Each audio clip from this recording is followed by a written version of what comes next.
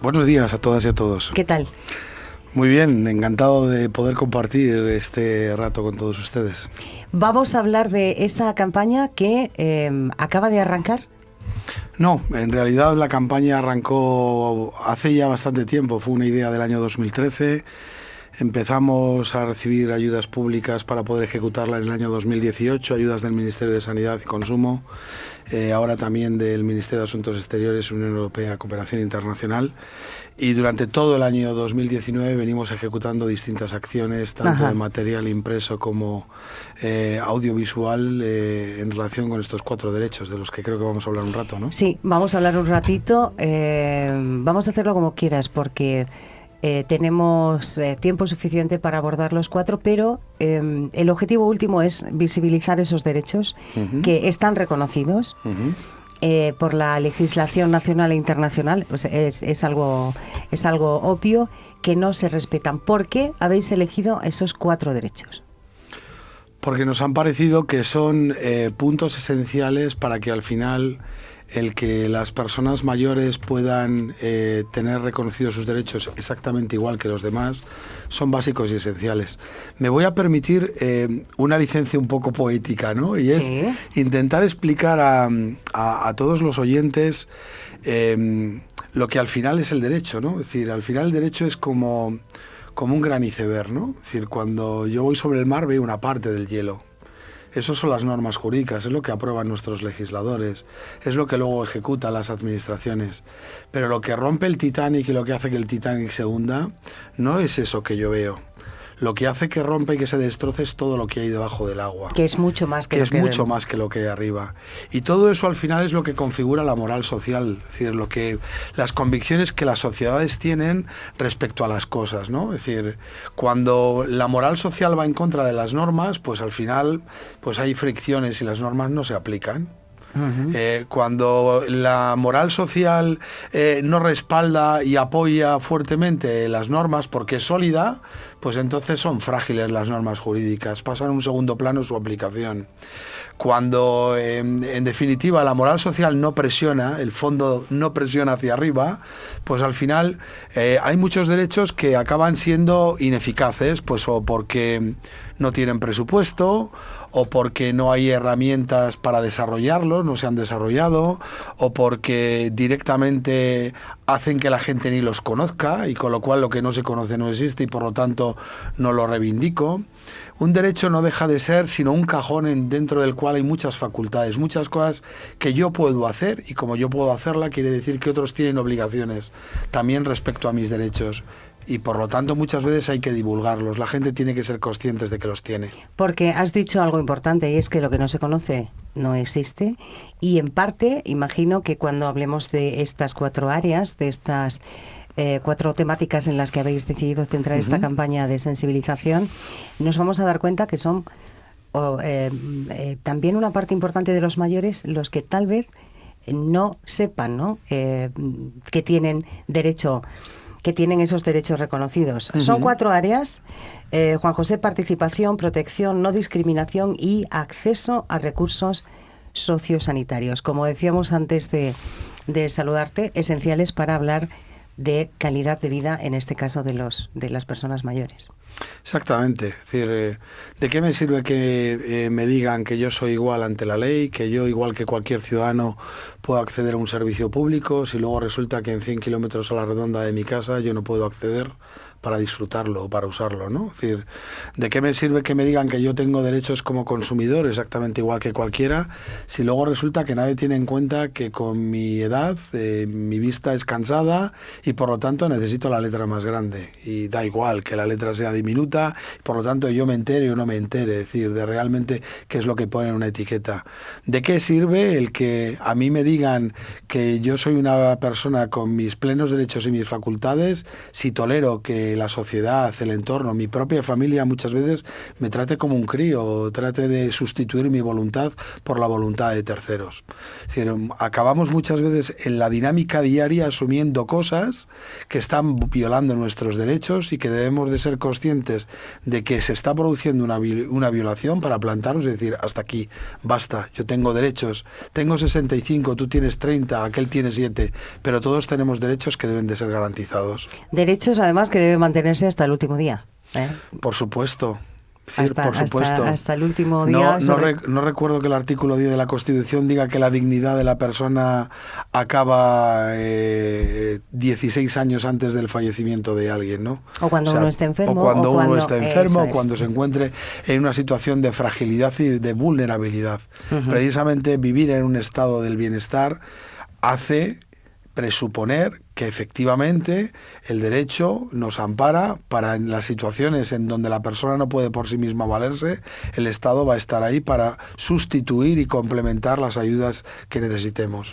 Has dicho que durante todo este año, 2019, se han venido realizando diferentes acciones, ¿no?, para poner en marcha, para llevar a la práctica este programa, esta campaña.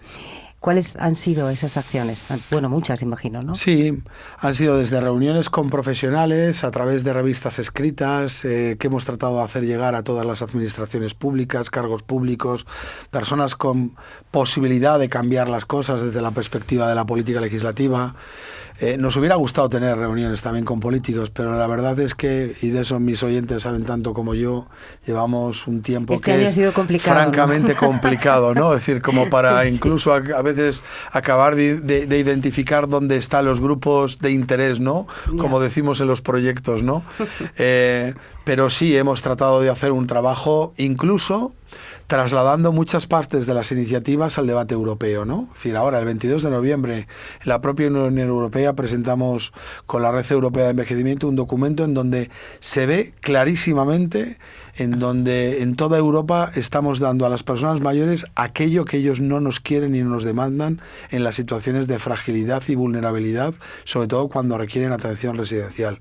Será para pensárnoslo un poco, ¿no? Sí, es para pensarlo. ¿Habéis realizado esas acciones para llamar la atención, has dicho, de aquellos que pueden hacer algo, de instituciones? Sí. De profesionales, evidentemente, y para el público en general también. Trabajo a través de mucho trabajo a través de redes sociales, con 4 campañas, una basada en cada uno de los derechos, con su propia imagen, intentando que llegue al mayor número de personas, intentando compartir con otras entidades redes sociales, siempre con respeto a la protección de datos para poder llegar al mayor número de ellas, y trabajando desde el póster, desde el trabajo digital y de marketing, para intentar nuestros voluntarios, que al final son una forma fundamental para llegar a la comunicación con las personas mayores que se atienden en los centros y servicios, no solamente del área, sino en el ámbito comunitario. ¿Cuál ha sido la respuesta de todas esas partes de instituciones, de profesionales, cuando habéis llamado a la puerta, habéis abierto esa puerta y habéis dicho, oye, ¿sabéis que estos derechos están aquí? Estos derechos no se están teniendo en cuenta como debería, nos están vulnerando en algunos casos. ¿Qué podemos hacer? Pues mira, la primera reacción siempre es de asombro. Es decir, yo recuerdo en una ocasión hablando con una persona en donde salió un ejemplo que es muy curioso. Es decir, hay ordenanzas municipales en donde te ponen una multa de 600 euros por no sacar a pasear 2 veces al día al perro. ¿Es así? Y nuestras personas mayores que en situación de fragilidad y vulnerabilidad, ¿qué multas hay? ¿Qué multa se impone a sí misma la Administración por no prestar los recursos necesarios para que puedan decidir vivir en su casa, ser autónomas y vivir en su entorno comunitario? Es decir, ¿cuáles hay? Es decir, pero es que ya no solamente son ordenanzas municipales, no voy a hablar de comunidades autónomas, pero hay una comunidad en donde su ley de mascotas, pues ya, quiero decir, es especialmente interesante. Es decir, ¿qué le pasa a esta sociedad? ¿Qué le pasa a este iceberg? Para que en un momento determinado aquellos que lo han dado todo, absolutamente todo por nosotros, aquellos en los que no seríamos absolutamente nada sin ellos, es decir, estén pospuestos en el debate y en la agenda política y en la comunicación por encima de cualquier otro tipo de causa muy legítima, súper legítima, pero no me diga que no le genera asombro, ¿verdad? Hombre, claro. Con ese tipo de preguntas además se ha creado un silencio como para hacernos pensar concretamente. De hecho, uno de los derechos por los que se apuesta en esta campaña, en este programa, es el derecho a la participación. Una participación que, igual que esa dignidad de la que hablábamos, tiene que ser efectiva, pues siempre, ¿no? Hasta el último momento. Claro. A ver, nosotros desde el ARE siempre pensamos lo mismo, es decir, cada uno puede tener la moral que quiera, su forma de pensar, pero esto es tan sencillo como normalmente el que es laico aplica eso que decía un tal Kant, que dice, toma como norma de conducta aquello que pueda ser una ley universal de la naturaleza. Que este Kant era muy listo, en definitiva lo que hizo fue a Cristo sacarlo por la puerta y meterlo por la ventana, porque la aplicación de esto es lo mismo que decir no hagas al otro lo que no quieras que te hagan a ti. ¿Vale? Es igual. No hagas al otro lo que no quieres que te hagan a ti, y no quieras que la sociedad te haga a ti lo que en un momento determinado no quieras que le haga a otro. Ponte desde las dos perspectivas, como individuo y como sociedad. Como individuo, no permitas que otros en el ámbito familiar tomen las decisiones por ti. Me podrá fastidiar que mis padres no quieran hacer determinadas cosas, pero tus padres son adultos, responsables, toman sus propias decisiones. Y por lo tanto, como hijo, nuestra obligación es ponernos de acuerdo y dejarles los apoyos cuando ellos lo requieran. Como sociedad, lo mismo. Ponga todos mis medios al alcance de que esas personas puedan tomar sus decisiones siempre con libertad. Igual que con cualquier persona con discapacidad, mi obligación es darle los apoyos necesarios para que pueda asumir sus propias decisiones, no sustituir sus decisiones por las que yo considero mejores. Son adultos, no son críos. Y muchas veces en nuestro propio vocabulario, en nuestra propia forma de expresión, sin querer nos equivocamos, erramos en eso. Muchas veces por una visión paternalista, que lo hacemos como familias, como personas, pero lo hacemos también como Estado, como administraciones. Derecho a la participación. ¿Cómo puede ser que se decida la vida de la gente sin contar con la gente? ¿Quién va a saber más de lo que necesita que la propia persona que está en una situación de fragilidad y vulnerabilidad? Esto que muchas veces se ha dicho en el ámbito de la discapacidad, nada para nosotros sin contar con nosotros, pues no es distinto con las personas mayores. Es decir, ¿cómo es posible que a mí me den servicios de ayuda a domicilio sin que nadie me pregunte cuál es la ayuda a domicilio que realmente necesito? ¿Cómo es posible que a mí me hablen de cuáles son los servicios vinculados con mi salud que requiero si nadie me pregunta exactamente cuáles son mis problemas del día a día? ¿Cómo es posible que alguien legisle en relación con innovación, con nuevas tecnologías, si nadie me pregunta cuál es mi realidad en el día a día? ¿Cuál es mi percepción de mi visión? Si generalmente me genera un valor añadido o no me genera un valor añadido un contrato a través del teléfono. Es decir, porque tengo que pensar en todas y cada una de las personas mayores, no en las que presupongo que en un momento determinado tienen unos determinados estándares de conocimiento sobre algo. Tengo, para no dejar por el camino a nadie, que atender a todas y cada una de las personas, las que están muy alfabetizadas digitalmente y las que no lo están, ¿no? Por lo tanto, es decir, no haga en ningún momento respecto a otro lo que yo no quiera o no quisiera para mí, y desde el rol de la sociedad planteármelo desde la misma perspectiva. En relación a ese derecho, porque es verdad que todos están interrelacionados, podemos hablar del siguiente, que es el derecho al acceso a los recursos. Claro que es algo tan básico cuando uno lo está diciendo y se está escuchando, que cuesta mucho entender que todavía haya que seguir incidiendo en esto. Acceso a los recursos sociales y sanitarios, y al igual que con el anterior, el derecho a la participación, no sé si existen también grandes diferencias si hablamos de ámbito urbano y ámbito rural. A la segunda pregunta, a la última, todas. Es decir, ahora podemos profundizar un poco más en ello. Es decir, al final el acceso a los recursos tiene mucho que ver con la autonomía, y la autonomía es la capacidad de hacer, de dar, de decidir por parte de alguien. El principal problema para que muchas veces uno acceda a recursos, fíjese, es la propia situación de soledad, la propia situación de aislamiento. Es el propio hecho de que la sociedad me deje sin un rol. Es el hecho de que la sociedad me ha enseñado a que yo ya soy un perceptor de servicios, yo ya no soy dador de servicios. ¿Cuántas cosas no pueden hacer personas mayores que se jubilan en un momento determinado y que pueden aportar a quien es un emprendedor o a quien en un momento determinado trata de desarrollar determinados proyectos profesionales, ¿no? Es decir, de tantas veces repetirnos que soy receptor de servicios, no nos damos cuenta de esa potencialidad de la persona mayor.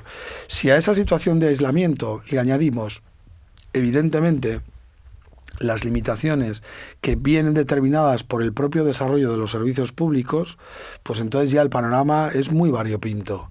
Es decir, ¿acaso es lo mismo? Es decir, la persona que quiere vivir en su pueblo, en su entorno, que se nos cae la baba diciéndolo, y luego, sin embargo, estamos apostando por un modelo de atención a las personas en situación de fragilidad y vulnerabilidad en entornos urbanos, en sitios con más de 10.000 habitantes y en lugares con más de determinado número de usuarios para atenderles. Tenemos una grandísima red de centros residenciales por toda España que podrían ser epicentros para... Mire usted, ¿para qué voy a llevar a alguien a un hospital si puedo hacer la gimnasia en una residencia? Pero prefiero mantener un sistema por intereses creados, por los motivos que sea, porque el sistema público de salud no quiere cambiar sus carteras de servicio, en donde traslado a gente hasta 1 hora y media para hacer una gimnasia de rehabilitación. ¿Pero qué sentido este? O sea, nosotros querríamos, el que toma estas decisiones, que se ponga en lugar de esta persona. O sea, ¿tú estás de acuerdo en que te trasladen 1 hora y media en un transporte para que tú recibas la rehabilitación que necesitas? Es decir, pero igual que le digo eso, le digo la fibra óptica. Todavía hay cerca de más de un 5 o un 6% de población en España en la que no puede acceder a la fibra óptica. Entonces ya no tiene derecho a servicios como la teleasistencia o a las nuevas tecnologías para estar perfectamente informado. El dinero, pues lógicamente también, a veces, el dinero es un problema de acceso. Las pensiones es un debate que está ahí. Ojo, no se puede disociar el debate de las pensiones sin el debate de la dependencia. ¿De qué le sirve a esta sociedad pensiones de 1.800 euros y luego las personas tienen que copagar servicios por 1.000 euros? Pues 1.800 menos 1.000... de parvulitos, son 800. Sí. Pues quiero decir, lo importante es que la pensión y la protección en situación de fragilidad y vulnerabilidad satisfaga lo que debe de hacer un correcto estado del bienestar, y es la satisfacción de necesidades básicas, porque si no correremos el riesgo de no atender y proteger a todos los derechos de todos, sino solamente de determinados grupos.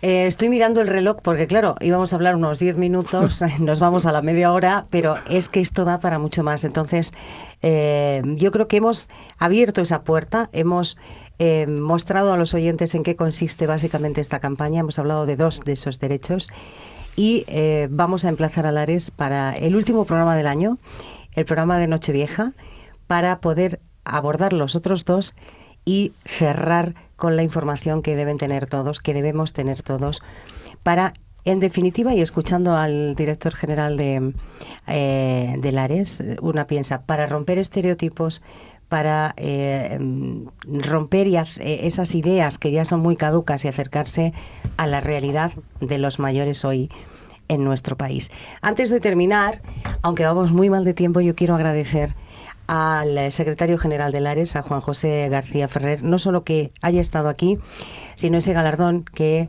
se entregó el pasado viernes y que en esos premios Lares de este año, de la edición del 2019, han concedido a este programa en la categoría de medios de comunicación. Muchas gracias. Este premio está configurado por un jurado de personas totalmente independientes a Lares. Es decir, ninguna de ellas salvo la presidenta, forma parte de los órganos de gobierno de la entidad. Desde esa perspectiva, es decir, Palabras Mayores tiene lo que se merece, lo que se ha ganado a pulso durante tanto tiempo. Es decir, un programa de calidad en donde las personas mayores, derecho a la participación, los mayores son los protagonistas. Y vamos a seguir intentándolo. Hoy es el programa 630, ¿eh? Hoy es el 630, a ver si podemos hablar de muchísimos más. Juan José, gracias. Muchas gracias a todos. Y enhorabuena por esta iniciativa. Gracias.